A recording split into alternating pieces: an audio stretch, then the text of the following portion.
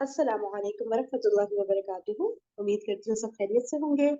اچھا میں پلے کری ہوں پارٹ نمبر 69 سورہ کہف ان ڈیپتھ اسٹڈی آف عائشہ.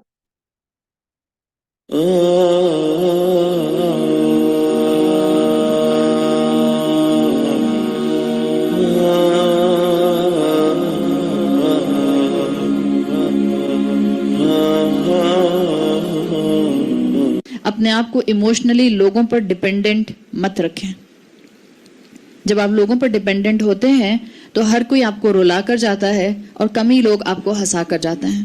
ہر کوئی آپ کو دکھ دیتا ہے اور کم ہی لوگ آپ کی سیٹسفیکشن کا سامان بنتے ہیں. کم ہی لوگ آپ کی ایکسپیکٹیشنز پر پورا اترتے ہیں. ہم کتنے بھی اچھے دوست بنا لیں وہ ہمیں ہرٹ کرتے ہیں. ہم کتنے بھی اچھے رشتہ داروں کے درمیان میں ہوں ان کی باتیں اور ان کے عمل ہمیں تکلیف دیتے ہیں. ہمارے کتنے ہی محبت کرنے والے ماں باپ کیوں نہ ہوں وہ ہماری پوری ایکسپیکٹیشن پہ پورا نہیں اتر سکتے. ہمارا کتنا ہی محبت کرنے والا شوہر کیوں نہ ہو وہ میری مرضی کا نہیں ہو سکتا. And same is the case with the wife. تو ایکسپیکٹیشنز کس پر ہونی چاہیے ساری؟ جو اپنا ایکسپیکٹیشنز کا معاملہ اللہ سے اٹیچ کرے گا وہ لوگوں کے حق نہیں مارے گا اور لوگوں کے اس کے حق مارنے پر اس کی پرسنالٹی کسی نقص کا شکار نہیں ہوگی. تو یہاں پر یہ بات مینشن کر دی گئی کہ یہ خاص رحمت تھی حضرت خضر کے اوپر کہ ان کو لوگوں کی کوئی ضرورت نہیں تھی. وہ انڈیپینڈنٹ تھے اور ان کی ساری ڈیپینڈنس اللہ کی ذات پر تھی. پھر یہاں پر کہا وَعَلَّمْنَاهُ مِن لَدُنَّا عِلْمًا. اللہ تعالیٰ نے خاص اپنے پاس سے ان کو علم سکھایا تھا. یہاں دو الفاظ اس آیت میں آپ کو مل رہے ہیں. ایک آیا تھا آتَيْنَاهُ رَحْمَةً مِّنْ عِنْدِنَا. عندنا ہم اردو میں ترجمہ کرتے ہیں اللہ کہہ رہا ہے کہ ہم نے ان کو رحمت دی تھی اپنے پاس سے. اور ہم پڑھتے ہیں وَعَلَّمْنَاهُ مِن لَدُنَّا عِلْمًا. اللہ نے ان کو علم سکھایا تھا اپنے پاس سے. اردو کے حساب سے تو مور اور لیس ایک ہی ترجمہ بنتا ہے لیکن عربی زبان میں دو الفاظ ہیں. اور عربی زبان کا اصول یہ ہے کہ عربی زبان میں کوئی بھی ایک ورڈ ایک لفظ دوسرے لفظ کا پرفیکٹ سبسٹیٹیوٹ نہیں ہو سکتا. It's not possible. ہر لفظ کی اپنی کونوٹیشن ہے, ہر لفظ کا اپنا مفہوم ہے, ہر لفظ کے اندر ایک اپنا ایسنس ہے. جیسے مثال کے طور پر ہم تو دو ہی طرح کی محبت کو جانتے ہیں, ایک ہوتا ہے محبت اور ایک ہوتا ہے عشق. فرق پتہ ہے نا آپ کو؟ اپنے ہسبینڈ سے محبت ہے یا عشق ہے؟ مجھے مت بتائیے, اپنے آپ سے پوچھیے اور اپنے آپ ہی کو بتائیے. مجھے بتائیں گے تو یہاں ریکارڈ ہی نہ ہو جائے کہیں کچھ. نہ میں بتا رہی ہوں نہ آپ بتائیے. اپنے آپ سے پوچھیے. آپ کو اپنے ہسبینڈ سے بات ہو رہی ہے, باقی سب ان میرڈ بچیاں ذرا کانشیس ہو جائیں. آنے والے ہسبینڈ کی بات ہو رہی ہے ان کے زندگیوں میں. اس لیے کہ آپ کی یہ محبت جو کہ محبت ہوتی ہے ایک اپوزٹ جینڈر سے, وہ صرف اور صرف آپ کے شوہر کی امانت ہے. اگر زندگی میں اللہ شوہر دیتا ہے تو یہ اس کا حق ہے. اور same is the case with the wife. جو لڑکے ہیں وہ بھی اس بات کو سمجھیں کہ یہ محبت اس اینگل سے اپوزٹ جینڈر کے ساتھ جو ہو سکتی ہے نامحرم کی کیٹیگری میں, وہ صرف اور صرف بیوی سے ہو سکتی ہے, گرل فرینڈ سے نہیں ہو سکتی. اگر ہم نے یہ پہلے کسی کو نکاح کے دائرے سے پہلے کسی کو اسائنڈ کر دیا یہ محبت کا اینگل, یہ لیول, تو ہم نے بہت بڑی خیانت کی. انسان کے حق میں تو خیانت کی ہی کی, اللہ بھی اس خیانت کا ضرور جواب لے گا.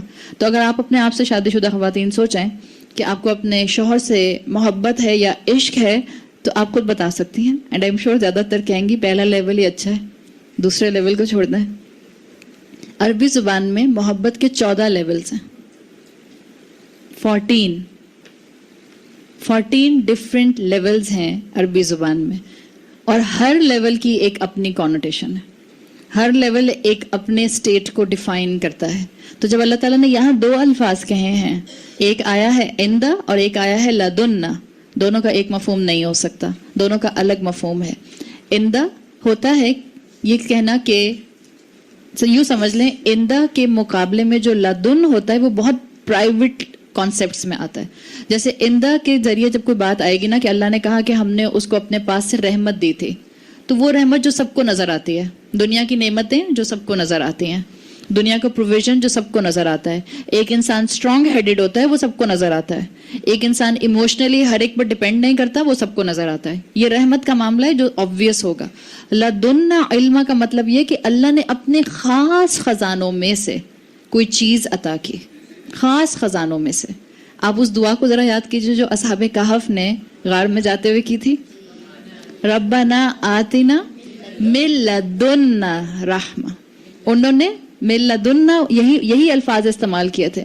ان کو بھی وہی اللہ سے چاہیے تھا. اللہ جو آپ عام لوگوں کو دیتے ہیں وہ نہیں چاہیے, اس سے بڑھ کر چاہیے.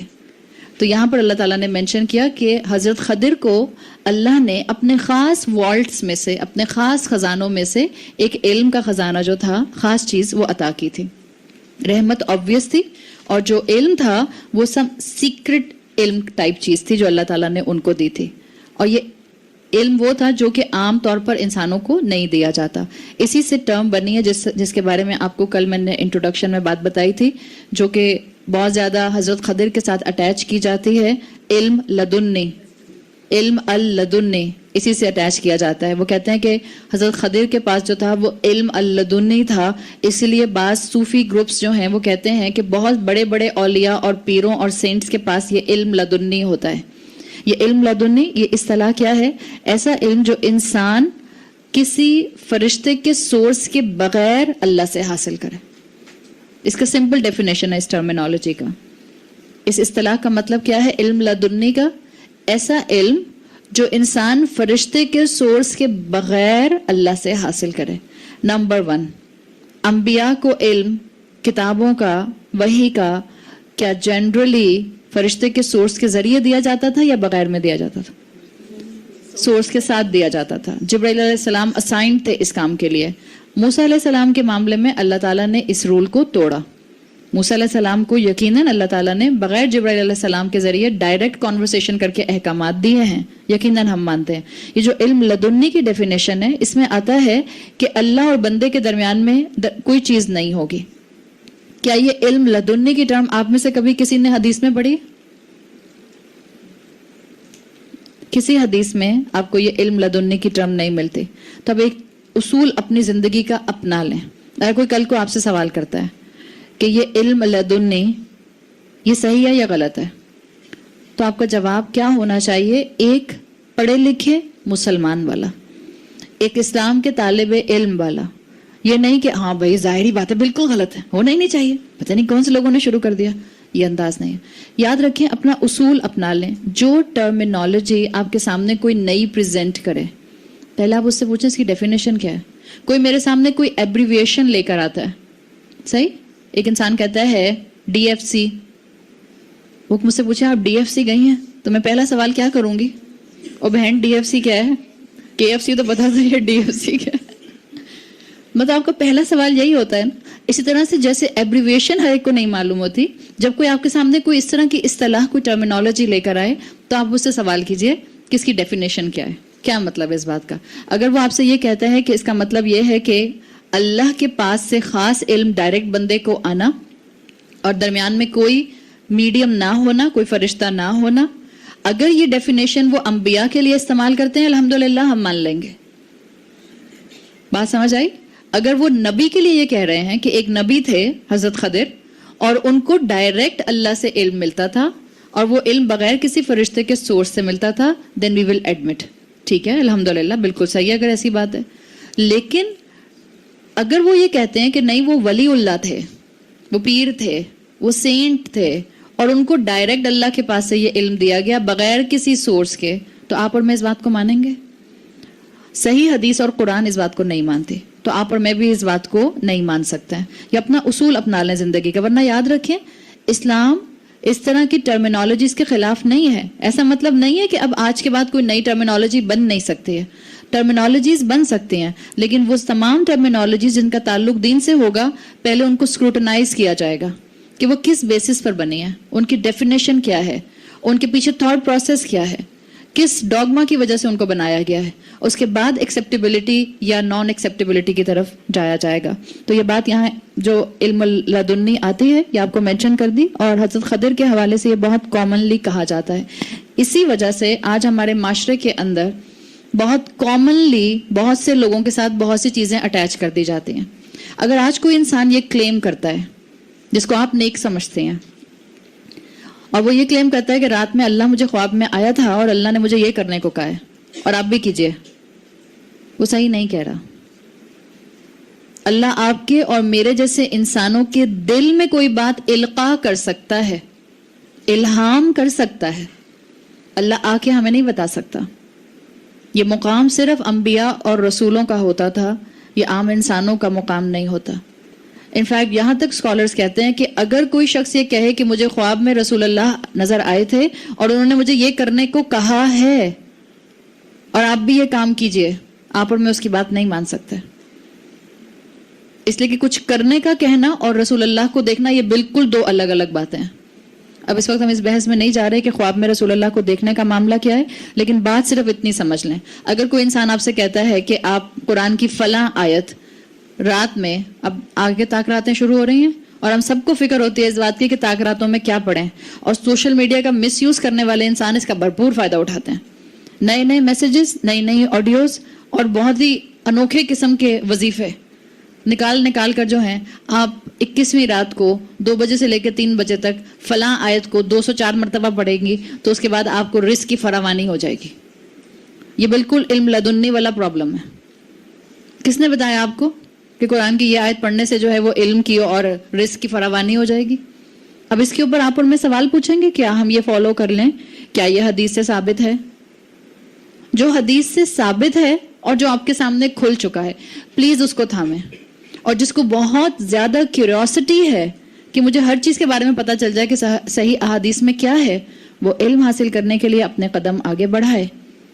یہ واٹس ایپ کے اوپر انسٹنٹ جواب حاصل کرنے والی ٹینڈنسی کو کم کیجیے کہ ہر میسج کو ایک خاتون کو یا ایک صاحب کو فارورڈ کر دیا جائے اور ان سے اس کی اوتھینٹسٹی طلب کی جائے. ایسے تو پھر ایک انسان صرف یہی کام کرتا رہے گا اور دنیا میں وہ کوئی کام نہیں کر سکتا، نہ خاندان نبھا سکتا ہے، نہ کچھ کھا پی سکتا ہے، نہ سو سکتا ہے، نہ خود پڑھ سکتا ہے.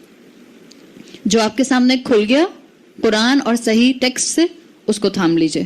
تو یہاں پر یہ بات واضح کر دی گئی کہ اللہ تعالیٰ نے ان کو خاص اپنے پاس سے علم دیا تھا اور یہ معاملہ ان کی حد تک تھا. آگے آج کوئی انسان کلیم نہیں کر سکتا ہے کہ اللہ تعالیٰ نے اس کو خاص اپنے پاس سے کوئی علم دیا ہوا ہے. نبوت کا دروازہ بند ہو چکا ہے، رسالت کا دروازہ بند ہو چکا ہے. اب کوئی علم لدنی کسی کے پاس نہیں آ سکتا، کوئی نہیں کہہ سکتا ہے. آپ نے ایک نام سنا ہوگا ابن عربی کا. ابن عربی بہت بڑے صوفی گزرے ہیں. ان کے لیے لوگوں نے کہا، واللہ عالم انہوں نے اپنے لیے کہا کہ نہیں کہا، ان کے لیے لوگوں نے کہا ان کو 70 اسراء والمعراج ہوئے ہیں. بہت بڑے صوفی گزرے ہیں. اللہ کے رسول نے کتنے معراج کے سفر کیے؟ اور یہ صرف ایک صوفی نہیں ہے جو میں آپ کو بتا رہی ہوں جن کے لیے کہا جاتا ہے کہ ان کو 70 اسراء والمعراج کرائے گئے. ایسے کئی صوفی ہیں جن کی لائنز لگی ہوئی ہیں جن کے لیے کلیم کیا جاتا ہے کہ ان کو اللہ تعالیٰ نے اپنے سیکرٹ علم سے نوازا تھا اور وہ اس طرح سے آسمانوں پر لے جائے گئے. دین میں کوئی سیکریسی نہیں ہے. جب رسول اللہ صلی اللہ علیہ وسلم کو کسی بات کے اوپر ریپریمانڈ کرنا تھا تو ڈائریکٹ قرآن میں ریپریمانڈ کیا گیا، چاہے آپ کا اپنے لیے شہد کو کھانے کے لیے روکنا ہو یا آپ کا عبداللہ ابن مکتوم کے لیے ماتھے پر کچھ چند ہلکا سا ایکسپریشن لانا ہو. جب اس کے اوپر اللہ کے رسول صلی اللہ علیہ وسلم کو قرآن میں ایڈریس کر لیا گیا، جب موسیٰ علیہ السلام کو بھرے مجمع کے سامنے جب انہوں نے کہا کہ میں ہوں سب سے زیادہ علم والا یا میں ہوں تم سب میں زیادہ علم والا، تو ان کو اس بات پر ریپریمانڈ کر لیا گیا.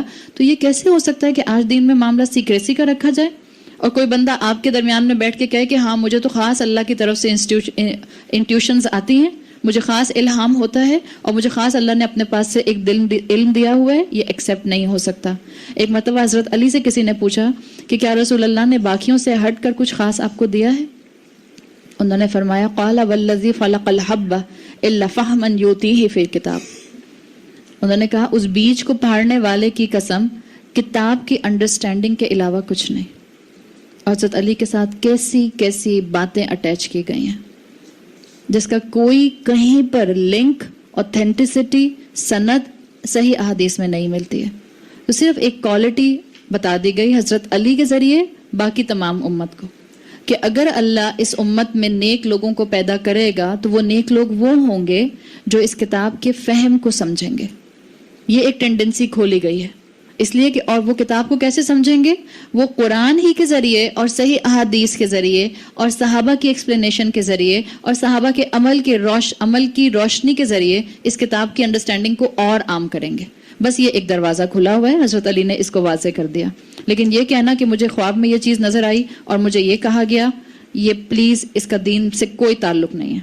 آج کوئی کسی آیت کو اپنی طرف سے کوٹ نہیں کر سکتا کہ آپ یہ آیت پڑھیے تو آپ کے کینسر کا علاج ہو جائے گا، اور آپ یہ آیت پڑھیے تو آپ کے چکن گونیا کا علاج ہو جائے گا. چکن گونیا تو ابھی نکلا ہے، 10 سال پہلے تو 5 سال پہلے کوئی نہیں جانتا تھا، بلکہ شاید پچھلے سال بھی کوئی نہیں جانتا تھا. تو کیا رسول اللہ بتا کے گئے تھے کہ چکن گونیا میں یہ آیت پڑھنا؟ کس نے کہا؟ اور اس کے بعد ہم چھاپ چھاپ کے بانٹتے ہیں، اور اگر ہمیں بانٹتے ہوئے تسلی نہیں ملتی پھر ہم واٹس ایپ بھی کرتے ہیں، اور اگر اس وقت پہ تسلی نہیں ملتی تو ہم فون کر کے پوچھتے ہیں میں نے واٹس ایپ میسج کیا تھا، آپ کو مل گیا؟ آپ نے رسپانس نہیں کیا. بھئی آپ کو بلو ٹک کا مطلب سمجھ آتا ہے؟ رسپانس کیا کرنا تھا؟ دیکھ لیا، خاموشی اختیار کر لی. اپنے آپ کو جما لیں اس چیز کے اوپر. آج ہم بہت کنفیوز ہوتے ہیں، کون سا ذکر کریں، کون سی آیتیں پڑھیں، کتنی مرتبہ پڑھیں، کس طرح پڑھیں، کس نماز کے بعد پڑھیں، کس جو ہے وہ مقام پر پڑھیں، دن کے کس حصے میں پڑھیں، رات کے کس حصے میں پڑھیں. جو صحیح احادیث بیان کر چکی ہیں اس کو تھام لیجئے. انشاءاللہ آپ کی اور میری زندگی میں اس سے زیادہ کوئی چیز جو ہے وہ رحمت لانے کا باعث نہیں بنے گی. تو حضرت خضر کے لیے مینشن کر دیا گیا کہ اللہ تعالیٰ نے خاص ان کو اپنی طرف سے کچھ علم دیا تھا. ڈونٹ میک ہم بگر دین دس، دیٹس اٹ. اللہ کا ایک نیک بندہ تھا. ہاں ایک چیز جو آپ کی اور میرے سیکھنے کی ہے، اللہ نے حضرت خضر کے حوالے سے پہلے رحمت کو مینشن کیا ہے اور پھر علم کو مینشن کیا ہے. یعنی اگر علم کے بغیر کسی انسان میں رحمت ہوگی، نرمی ہوگی، اخلاق ہوگا، مینرزم ہوگا، تو وہ انسان خیر کا باعث ہو سکتا ہے، چاہے اس کے پاس بہت علم نہ ہو. لیکن اس کے پاس رحمت ہو، نرمی ہو، اخلاق ہو، اور اس کو معلوم ہو کہ اللہ کا بندہ کیسے بنا جاتا ہے، بس اتنا علم. لیکن کسی کے پاس ڈھیروں علم ہو، بہت سی کتابیں اس نے گھول کر پی لی ہوں، لیکن اس کے اندر رحمت کا معاملہ نہ ہو، نرمی نہ ہو اس کی زبان میں اور اس کے کردار میں، تو پھر اللہ تعالیٰ اس کو بتانا چاہ رہے ہیں کہ اس کے لیے مسئلہ ہے. اللہ کے رسول صلی اللہ علیہ وسلم کے لیے آتا ہے سورۃ آل عمران آیت نمبر 159 میں، فَبِمَا رَحْمَةٍ مِّنَ اللَّهِ لِنْتَ لَهُمْ. یہ اللہ کی رحمت میں سے تو یہ ہے کہ آپ ان کے لیے بہت نرم دل واقع ہوئے ہیں. وَلَوْ كُنْتَ فَظًّا غَلِيظَ الْقَلْبِ، اگر آپ ذرا سے بھی سخت دل ہوتے، سخت طبیعت کے ہوتے، لَانْفَضُّوا مِنْ حَوْلِكَ، یہ آپ کے آس پاس سے بھٹک جاتے، دور ہو جاتے، بالکل دور ہو جاتے. آپ دیکھیں بعض اوقات گھر میں ایک شخص ہوتا ہے جس کا غصہ تیز ہوتا ہے، جب وہ گھر میں آتا ہے تو کیا ہوتا ہے؟ سناٹا چھا جاتا ہے. سب اپنے اپنے کمروں میں یا سب اپنے اپنی موبائل سکرینز کے سامنے. کیا آپ چاہتے ہیں آپ ایسی پرسنالٹی بنے؟ کیا آپ چاہتے ہیں آپ کے بچے ایسی پرسنالٹی بنے؟ نہیں. اخلاقیات آپ کو قرآن کے قدم قدم پر مل رہی ہے. چاہے ہمارے پاس علم کا انبار نہ لگا ہو، اخلاق سے ہاتھ مت دھوئیں. اور یہ بھی حقیقت ہے، جس کا علم بڑھتا ہے اس میں اخلاق آتا ہے. جس کا علم عمل میں ٹرانسفارم ہونے لگ جاتا ہے، جو کوشش کرتا ہے عمل میں لانے کی، اس کا اخلاق بہتر ہوتا ہے. اسٹیگنیشن ہمیشہ بدبو لے کر آتی ہے.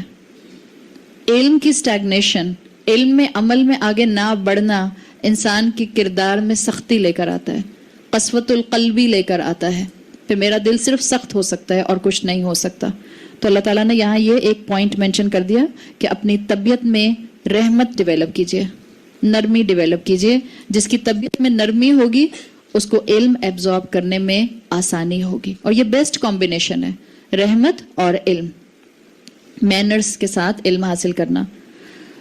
تو فرمایا فَوَجَدَ عَبْدًا مِّنْ عِبَادِنَا، ان کو دونوں کو ہمارے بندوں میں سے ایک بندہ ملا. حدیث بتاتی ہے کہ حضرت موسیٰ خضر کو دیکھ کر ان کے پاس گئے اور ان کو سلام کیا. حضرت خضر نے کہا وَأَنَّا بِأَرْضِكَ سلام، اچھا تم اپنے لینڈ میں، اپنی زمین میں ایسے سلام کرتے ہو.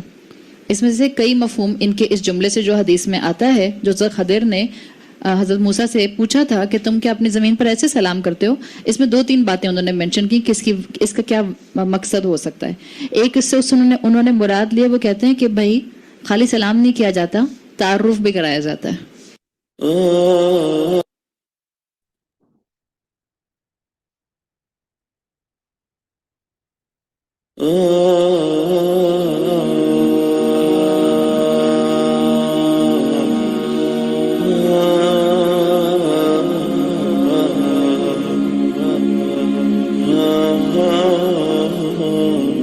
کہ بھائی خالی سلام نہیں کیا جاتا، تعارف بھی کرایا جاتا ہے.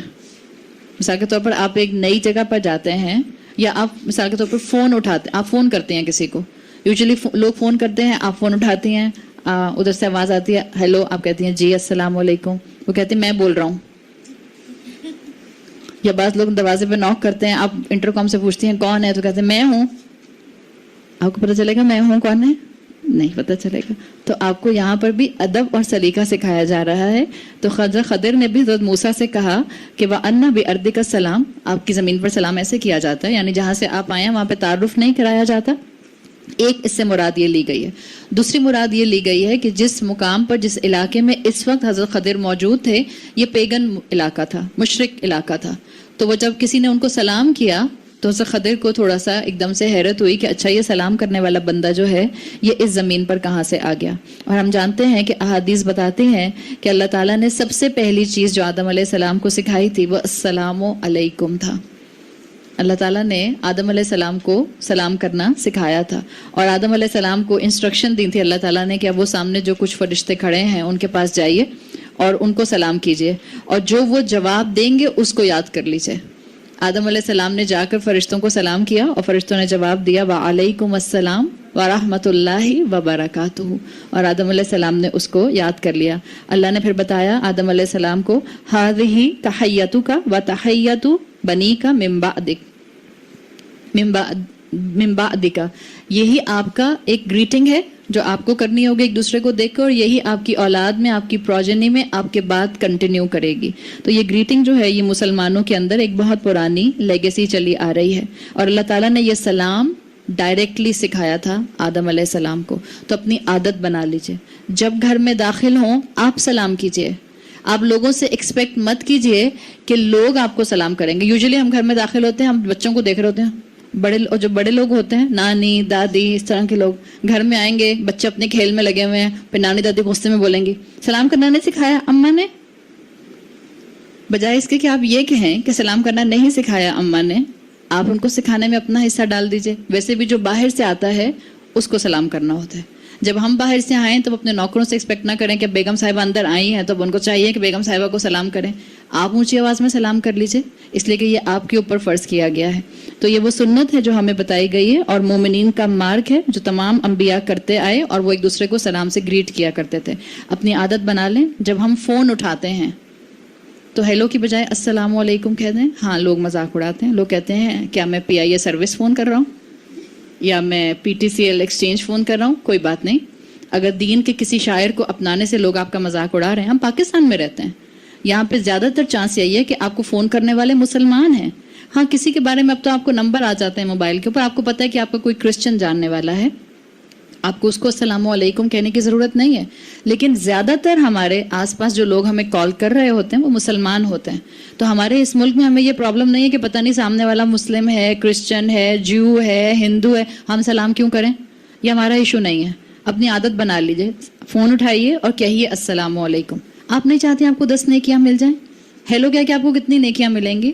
بچوں کو بھی سکھائیں کہ بیٹا جب گھر میں داخل ہوتے ہو تو سلام پہلے کیا کرو, اس کے بعد جو کہنا ہے کہہ لو, ہیلو اماں, ہے اماں, یو اماں, جو بھی کہنا ہے کہہ دو, یا السلام علیکم یو اماں جیسے کہہ دو, مگر سلام کرنا ضروری ہے, اس لیے کہ یہ ہمیں سلیقہ سکھایا گیا ہے. ایون آپ اگر جوئش ٹریڈیشنز کو دیکھیں تو جو آرتھوڈاکس جیوز تھے ان کے اندر بھی یہ چیز عام تھی, سلام علیکم کہا کرتے تھے ایک دوسرے کو. یہ سلام جیوز میں بھی تھا, اس لیے کہ ٹریڈیشن تو وہی چلا آ رہا ہے نا جو اللہ کی طرف سے دی ہوئی شریعتیں تھیں. کرسچنز کے اندر بھی جو لیٹن فریز استعمال ہوتا تھا اب شاید بہت کم ہے, کچھ آرتھوڈاکس کرسچنز کے اندر استعمال ہوتا ہوگا. وہ کہتے تھے پیس ببسکم. پیس ببسکم کو اگر آپ انگریزی میں ٹرانسلیٹ کریں تو اس کا مطلب ہوتا ہے پیس بی اپون یو, آپ پر سلامتی ہو. تو یہ سلام ہر مذہب کا حصہ تھا, اس لیے کہ ہر مذہب اللہ کی طرف سے آیا تھا, اور اللہ کی دی ہوئی ٹیچنگز جو تھیں وہ ایک ہی جیسی تھیں. صرف رسول اللہ صلی اللہ علیہ وسلم کے اوپر ان کو کامل کر کے ان کی تکمیل کر دی گئی. تو موسیٰ نے بھی حضرت خضر کو سلام کیا, گریٹ کیا, اور ان سے پوچھا حضرت خضر نے کہ یہ آپ نے کہاں سے سیکھا. اس لیے آپ کو بتایا تھا کہ مفسرین لکھتے ہیں کہ ان کا یہ جو سوال تھا حضرت خضر کا وہ یہی تھا کہ یعنی آپ اس علاقے میں مسلمان کہاں سے آ گئے.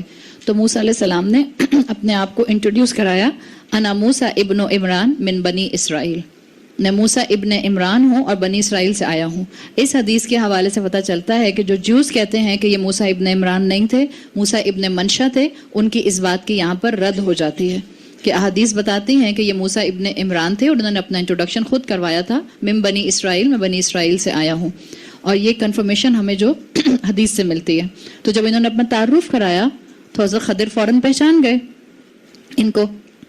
اس سے بھی جب یہ پہچان گئے، حدیث میں آتا ہے، تو اسکالرز نے اس سے جو ہے وہ جو رزلٹ نکالا ہے وہ یہ نکالا ہے، وہ کہتے ہیں اس سے پتہ چلتا ہے کہ موسیٰ کا مقام خضر سے ہائر تھا. اس سے یہ پتہ چلتا ہے کہ موسیٰ نبی تھے، اس لیے ان کو سب لوگ جانتے تھے، اور خضر جو تھے وہ ایک عام نیک انسان تھے جن کو موسیٰ علیہ السلام نہیں جانتے تھے، اس لیے کہ موسیٰ ان کو نہیں جانتے تھے. لیکن خضر فوراً ان کا نام پہچان گئے کہ اچھا یہ وہ موسیٰ ہیں جن کو اللہ نے معجزے دیے تھے. اور جنرلی اسپیکنگ ہوتا بھی یہی ہے کہ جس انسان کا معاشرے میں مقام ہائر ہوتا ہے اس کو زیادہ لوگ جانتے ہیں، اور آپ ہر ایک کو نہیں جان رہے ہوتے اگر آپ کو اللہ نے وہ مقام دیا ہوا ہے. تو یہ ایک جنرل اصول ہے جو یہاں واضح ہوتا ہے. آگے آیت نمبر 66 میں موسیٰ علیہ السلام نے کہا، قال لہو، موسیٰ علیہ السلام نے حضرت خضر سے کہا، هل اتبعوک علی ان تعلمنی مما علمت رشدا. موسیٰ نے ان سے کہا کہ کیا میں آپ کے ساتھ رہوں، یعنی کیا میں آپ کو فالو کروں تاکہ آپ مجھے وہ سکھائیں جو اللہ نے آپ کو سکھایا ہے، یعنی رشد اور ہدایت میں سے. تو جو رشد اور ہدایت کی بات کر رہے ہیں وہ کیا کہہ رہے ہیں کہ اللہ نے جو آپ کو ساؤنڈ ججمنٹ سکھائی ہے وہ آپ مجھے بھی سکھا دیں. اور یہ حضرت خضر کی کمپنی میں رہنے کے لیے ریکویسٹ کر رہے ہیں. یہاں پر آیا ہے مما علمت. یہ آپ میں سے جو لوگ گرامر جانتے ہیں، مما دو چیزوں کا کمبینیشن ہے، من پلس ما. اور مما کا مطلب یہ ہے کہ حضرت موسیٰ یہ نہیں کہہ رہے کہ آپ کے پاس جتنا بھی علم ہے سب مجھے سکھا دیں. زیادہ تر ہم یہی ٹینڈنسی رکھتے ہیں نا کہ ہم کسی سے سوال کرتے ہیں تو یا ہم کسی سے سوال لکھ کر پوچھتے ہیں تو ہم چاہتے ہیں کہ بھئی 2 لائنز میں کیا جواب دینا ہے. اب سارے فتوے اس کے اوپر جتنے بھی ہیں اور ساری دلیلیں جتنی بھی ہیں مفسرین نے اس کے بارے میں جو کہا ہے سب ٹائپ کر کے بھیجے ہمیں. موسیٰ علیہ السلام نے یہ نہیں کہا. موسیٰ علیہ السلام نے کہا مما علمت، جو آپ کو سکھایا گیا ہے اس میں سے کچھ فریکشن مجھے بھی سکھا دیجئے. اور اس میں سے اسکالرز نے یہ بھی ایک اپنی رائے نکالی کہ اس کا مطلب یہ ہے کہ وہ بہت لانگ ٹرم رکنا نہیں چاہ رہے تھے سیکھنے کے لیے. ان کا مطلب یہ تھا کہ میں ایک چھوٹے سفر پر آیا ہوں اور آپ سے سیکھ کر جو ہوں میں آپ کو واپس جانا چاہتا ہوں. میں لانگ ٹرم کے لیے یا لانگ ٹائم کے لیے آپ کو بادر نہیں کروں گا. اور پھر یہ بھی اسکالرز نے کہا کہ علمت رشدا کا مطلب یہ ہے کہ وہ چاہ رہے تھے، انہوں نے کہا کہ جو اللہ نے آپ کو علم دیا اس کا بیسٹ پارٹ مجھے سکھا دیجئے، اس کی سمری جو ہے وہ میرے سامنے بیان کر دیجئے، ایک سلیکٹیو نالج میرے سامنے رکھ دیں. رشد کہتے ہیں بہت زیادہ درست انداز میں کام کرنے کی صلاحیت کو. رشد اللہ کے رسول صلی اللہ علیہ وسلم نے ہمیں دعا سکھائی ہے، اللہم الہمنی رشدی واعذنی من شر نفسی. اللہ کے رسول نے ہمیں یہ دعا سکھائی ہے، اس کو پڑھا کریں کہ اللہ مجھے صلاحیت دے کہ مجھے چیزوں کی حقیقت نظر آ جائے. اللہ مجھے صلاحیت دے کہ مجھے چیزوں کو اسی فریم آف مائنڈ اور اسی فریم آف ورک میں کرنا آ جائے جس میں کرنا یہ مجھے الٹیمیٹلی دنیا اور آخرت میں فائدہ دے گا. تو رشد کہتے ہیں بہت ساؤنڈ نالج کے لیے، وہ علم جو آپ کو فائدہ دیتا ہے، یعنی وہ آپ کے عمل میں فوراً کنورٹ ہوتا ہے. رشد کے ساتھ کہتے ہیں sound knowledge with right course of action. خالی علم نہیں ہوتا رشد، ورنہ کہتے کہ مجھے علم سکھا دیں. علمتا رشدہ کہہ رہے ہیں، یعنی وہ علم سکھائیے جو میرے عمل میں ٹرانسفارم بھی ہو جائے. Sound knowledge with the right course of action. تو یہی چیز یہاں پر بتائی گئی. اب آپ کو یہاں تک جو جتنی بات آئی ہے کہ موسیٰ علیہ السلام نے ان سے ریکویسٹ کی کہ مجھے اپنے ساتھ رکھیں، آپ کو 3 بیسک چیزیں مل رہی ہیں. ایک، یہ نہیں کہہ رہے کہ آف کورس میں نبی ہوں اور موسیٰ ابن عمران ہوں اور بنی اسرائیل سے چل کر آیا ہوں اور اتنے ہفتوں یا مہینوں کا سفر کیا ہے تو اب آپ کو مجھے سکھانا پڑے گا. بہت ہی ریکویسٹ کے ساتھ کہہ رہے ہیں، ہل اتبعوک، کیا میں آپ کو فالو کر سکتا ہوں؟ میں آئی فالو یو. ادب کے ساتھ علم سیکھنے آئے ہیں. تو جو علم سیکھنا چاہتا ہے اس کی سب سے پہلی صفت ادب ہوتی ہے، ایٹیکیٹس ہوتے ہیں، ریکویسٹ ہوتی ہے، اس کے اندر ایگرنیس ہوتی ہے سیکھنے کی. دوسری چیز جو یہاں مل رہی ہے، انہوں نے یہ مینشن کیا کہ میں کم وقت میں سیکھ کر چلا جاؤں گا. جیسے کوئی آپ سے کہے اور ہم بھی آپ سے کہیں گے کہ دیکھیں صرف 18 مہینے کا کورس ہے، جوائن کر لیجئے، ہم آپ کو پوری زندگی کے لیے روک کے نہیں رکھیں گے. تو پھر اسی طرح سے یہاں پر بھی آپ کو یہی ہنٹ مل رہا ہے کہ علم حاصل کرنے کے لیے وقت نکالیے. لائف ٹائم بات نہیں ہے. ہاں یقیناً کچھ لوگ ہوں گے جن کو لائف ٹائم اپنے لیے علم کے ساتھ ڈیووٹ کرنا پڑے گا. اس لیے کہ دین کو ہر طرح کے لوگوں کی ضرورت ہے. وہ لوگ جن کے پاس یہ لگژری ہے کہ ان کے پاس اس وقت کوئی اور کرنے کا کام نہیں ہے دنیا میں سوائے گھر سنبھالنے کے, ان کی کوئی پروفیشنل لائن نہیں ہے اور ان کو جا کر جو ہے یا ارننگ کے لیے باہر نہیں نکلنا پڑتا ہے, جن کے پاس یہ لگژری ہے ان کو چاہیے کہ وہ اپنی زندگیوں کو علم حاصل کرنے کے لیے ڈیووٹ کر دیں, وہ اپنے آپ کو اللہ کے دین کے لیے لگا دیں اپنی ذمہ داریوں, گھریلو ذمہ داریوں کے ساتھ ساتھ. لیکن جن کے پاس اتنا ٹائم اور اتنی فرصت نہیں ہے, جن کی پروفیشنل لائنز بھی ہیں, وہ اپنی زندگی میں سے ایک مرتبہ اتنا وقت ضرور نکالیں کہ جس سے وہ ایک مرتبہ قرآن سے کور ٹو کور گزر جائیں, تاکہ ان کو جو ہے وہ قرآن کا ایسنس سمجھ آ جائے. اور تیسری چیز حضرت موسیٰ نے کہی کہ آپ مجھے وہ سکھائیے جو اس میں آپ کے علم میں سے سب سے بہترین ہے. حل اتبعو کا, کیا میں آپ کو فالو کر سکتا ہوں؟ آپ کو پتا ہے اتبعو اتباع سے ہے, اور اتباع کیا جاتا ہے کسی کے پیچھے اس کی محبت میں آتے جانا. رسول اللہ صلی اللہ علیہ وسلم کی اطاعت ہم سب پر فرض ہے, اتباع فرض نہیں ہے, ریکمینڈڈ ہے, پسندیدہ ہے. ہاں وہ الگ بات ہے کہ بعض مقامات میں قرآن کے کہا گیا کہ اگر تمہیں اللہ کی مغفرت چاہیے تو رسول اللہ سے کہلوایا گیا فاتبعونی, تو میرا اتباع کرو. یاد رکھیں اطاعت تو فرض ہے اور اطاعت حکم کی جاتی ہے جب حکم دیا جاتا ہے, اتباع میں حکم نہیں دیا جاتا, اتباع محبت میں ہوتی ہے, بس آپ فالو کرتے ہیں. بعض صحابہ کے لیے آتا ہے کہ انہوں نے آپ صلی اللہ علیہ وسلم سے جب ملاقات کی تو ایک صحابی تھے جنہوں نے آپ کو دیکھا تو آپ کے کرتے کے اوپر کے 2 بٹن کھلے ہوئے تھے. اس کے بعد زندگی بھر انہوں نے اپنے کرتے کے اوپر 2 بٹن انٹینشنلی بند نہیں کیے. ایک آپ کو ملے کہ جنہوں نے آپ کو اس وقت دیکھا جب آپ کھانا کھا رہے تھے اور برتن کے اندر لوکی شوربے میں تلاش کر رہے تھے, تو وہ صحابی زندگی میں جب بھی کھانا کھاتے تھے اور ان کے سامنے شوربے والی لوکی آتی تھی تو اس میں چمچ چلاتے رہتے تھے چاہے لوکی ان کو سامنے نظر آتی رہے. تو لوگ ان سے پوچھتے تھے آپ کیا ڈھونڈ رہے ہیں اس میں؟ تو کہتے تھے میں تو سنت پوری کر رہا ہوں. حضرت عثمان رضی اللہ عنہ کے لیے آتا ہے جو آپ کو سب سے اوتھینٹک صحیح حدیث میں وضو کا طریقہ ملتا ہے, وہ حضرت عثمان رضی اللہ عنہ سے روایت کیا ہوا ملتا ہے. حضرت عثمان جب کسی کو وضو کرنا سکھایا کرتے تھے تو ایک مقام پر آ کر وضو کرتے کرتے مسکرایا کرتے تھے. تو جو لوگ سیکھتے تھے وہ پوچھتے تھے آپ وضو کرتے ہوئے مسکرائے کیوں؟ تو انہوں نے کہا پتہ نہیں, جب میں رسول اللہ سے سیکھ رہا تھا تو وہ مسکرائے تھے تو میں بھی مسکرا دیا. اس کو کہتے ہیں اتباع, کسی کے پیچھے پیچھے آنا. تو موسیٰ علیہ السلام نے بھی یہاں پر حضرت خضر سے یہی کہا کہ دیکھیں میں آپ کی رسپیکٹ کرتا ہوں, میں آپ سے محبت کرتا ہوں, اتباع میں یہ آٹومیٹک آ رہا ہے, تو میں آپ کے پیچھے پیچھے چلنا چاہتا ہوں, میں آپ کو اپنا رول ماڈل بنانا چاہتا ہوں. اس سے کیا پتہ چلتا ہے کہ آپ اپنے ٹیچر کو اپنا رول ماڈل بنا سکتے ہیں اگر وہ اللہ اور اللہ کے رسول کا فرما بردار ہے. ہاں اس ٹیچر کو رول ماڈل مت بنائیے جو اللہ اور اللہ کے رسول کی کھلی نافرمانی کر رہا ہے, اس کی ہدایت کے لیے دعا کیجیے. تو یہاں پر اتباع میں 3 مفہوم آ گئے, فالو کرنا, کسی کے سٹیپس پر پیچھے پیچھے چلنا, اس سے محبت کرنا اور اس کی فرما برداری کرنا. اب آپ موسیٰ علیہ السلام کی اگر سی وی اپنے ذہن میں رکھیں اور اب ان کی ہمبلنس دیکھیں, عاجزی دیکھیں, ہیوملٹی دیکھیں, تو آپ کو پتہ چل رہا ہے کہ استاد کے سامنے آیا کیسے جاتا ہے. اور یہ استاد کا ادب ہمیں اپنی اولادوں کو بہت سکھانے کی ضرورت ہے. چاہے قرآن کی محفل کا استاد ہو یا فزکس کا استاد ہو یا میتھمیٹکس کا استاد ہو یا بایولوجی کا استاد ہو, استاد استاد ہوتا ہے.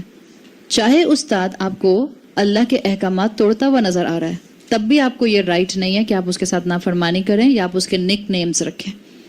ٹیچرز کے نک نیمز رکھنا آج کے بچوں کی فیوریٹ ہابی ہے, اور اس کے بعد پھر اپنی اس ہابی اور اپنی اس غلطی اور اپنی اس ابیوسو لینگویج کو آپس میں فرینڈ سرکلز میں بیٹھ کے بہت زیادہ فلانٹ بھی کیا جاتا ہے. یہ ادب کی ابتدا تھی بچپن, جہاں سے ہم نے کھوج کرید کر جو ہے وہ ادب نکال کر اولادوں میں سے پھینک دیا.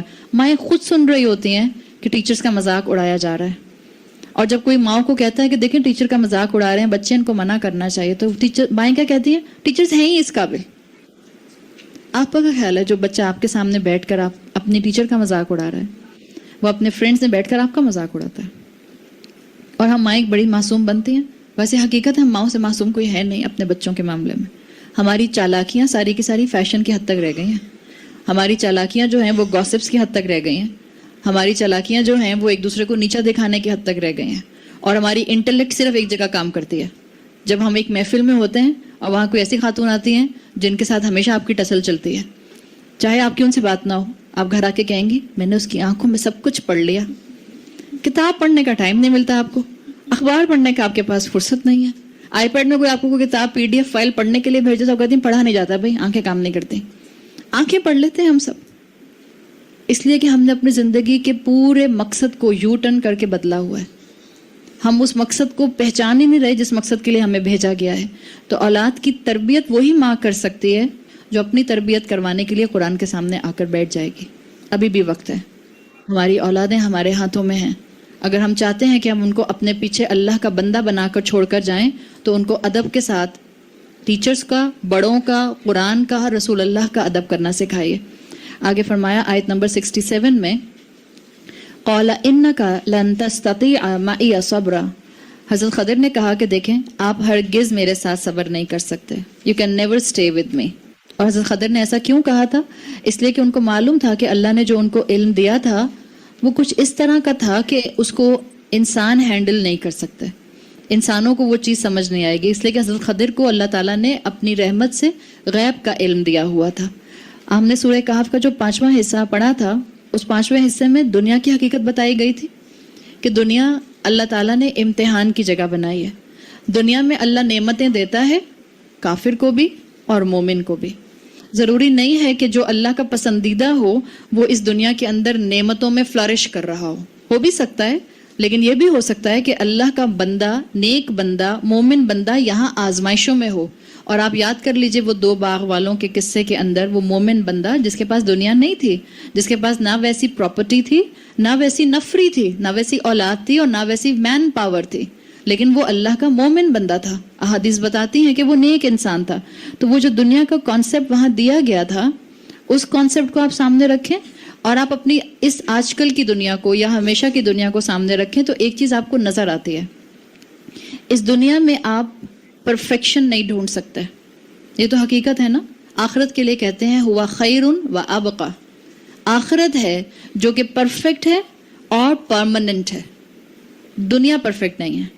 मिसाल के तौर पर इस दुनिया में हो सकता है मोमिन पर जुल्म हो रहे हो सकता है मोमिन जो है वो पिस रहा हो हालात की वजह से, हो सकता है मोमिन के ऊपर सख्त आजमाइश आ रही हो, लेकिन इसका हरगिज ये मतलब नहीं है कि वो अल्लाह का अच्छा बंदा, नेक बंदा नहीं है। इसी तरह से जिसके पास नेमतें हैं, जरूरी नहीं है कि वो नेमतें इसलिए कि वो अल्लाह का बहुत ही पसंदीदा है। यह हकीकत है ना। इसका मतलब है दुनिया एक जो है वो धोखा है। एक शख्स इस दुनिया में 100 लोगों को मर्डर कर देता है, आप उसको कंपनसेशन में कितनी मरतबा कत्ल कर सकते हैं? आप एक ही दफा कत्ल कर सकते हैं। तो क्या दुनिया में आप वो जो उसने 100 कत्ल किए उसकी कंपनसेशन दे सकते हैं? नहीं दे सकते। हम अल्लाह से हिसाब नहीं मांगते हैं, हम अल्लाह से इंसाफ नहीं मांगते, लेकिन जिस पर जुल्म होता है वो चाहता क्या है? वो चाहते उसको इंसाफ मिले। और ये कॉन्सेप्ट हमें अल्लाह की शान इंसाफ के साथ लीन करने की तरफ लेकर जाता है। एक इंसान जिसने एक भी इंसान को कत्ल किया, सोचें जिसने कत्ल किया और जो मकतूल है वो जवान आदमी था, उसके ऊपर उसके घर वालों की जिम्मेदारी थी, उसके बीवी बच्चे थे, उसके बच्चे यतीम हुए, उसकी बीवी बेआसरा हो गई, उसके माँ बाप बूढ़े थे। ये सारी कंपनसेशन अगर आप उस कातिल को सजा भी दे देंगे तो ये आप कंपनसेशन सारे नहीं कर सकते। तो इंसान की अक्ल कहती है कि एक और जहान होना चाहिए जहां पर इन सारी चीजों का हिसाब किताब हो।